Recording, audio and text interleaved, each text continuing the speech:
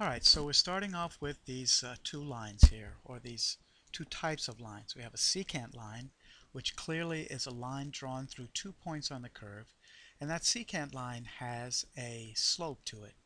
And that slope we're going to call the average rate of change. That's why the slope of the secant line is important there, because it represents the average change, or the average rate of change of the function over that interval between the 2 points.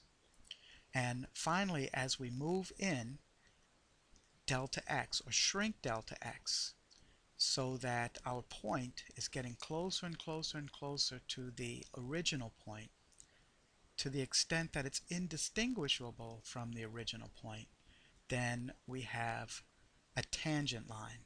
The line drawn through the point at that point would be a tangent line, which is again a term we get from geometry, which refers to a line that touches a circle in only one point, at only one point. Again, we're going to use it slightly different than that in calculus, but that's the basic idea. It's a line tangent to the curve at a particular point. But that leaves us with a problem, because we can find the slope of a line if we have 2 points, but there is no way to find the slope of a line with only one point. So down in the lower left-hand corner, the formula for a slope is the change in y, which is y2 minus y1, over the change in x, which is x2 minus x1. That is assuming we have 2 points. When we have only one point, then the numerator is 0, the denominator is 0, and we have an indeterminate value there. So this is where we're going to bring in our limit notion. And we worked very hard at understanding limits, and we're going to see why they are the fundamental concept in calculus. So we're going to say that the slope of the tangent line is really the same as the slope of the secant line, which is f of x plus delta x minus f of x over delta x.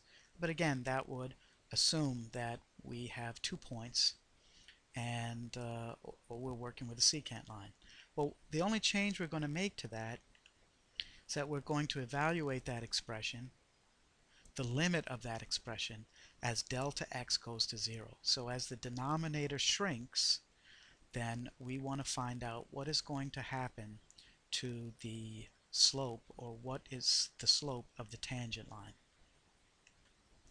And since that is the slope of the tangent to the curve at one point, then we're going to call that the instantaneous rate of change. So it's the rate at which the function is changing at that particular instant in time.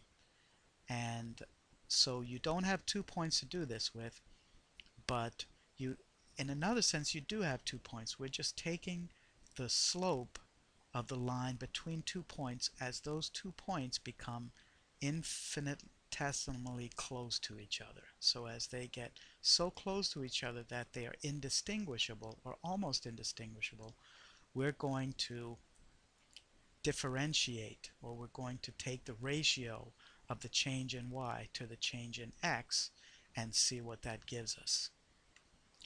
And that quantity, that slope of the tangent line, or the instantaneous rate of change of a function at a particular point, is going to be called a derivative.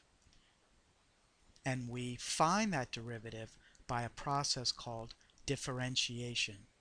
So the quantity itself, the value itself, is called a derivative.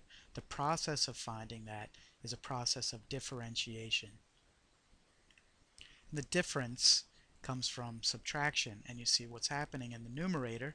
You have the difference of 2 y values, dividing that by the difference of 2 x values, as the difference between the 2 x values shrinks to be an infinitesimally small number. So just a quick recap. We have a secant line, we have the slope of the secant line, and that is the average rate of change. We have a tangent line, we have the slope of the tangent line, we have the instantaneous rate of change, and that is the derivative.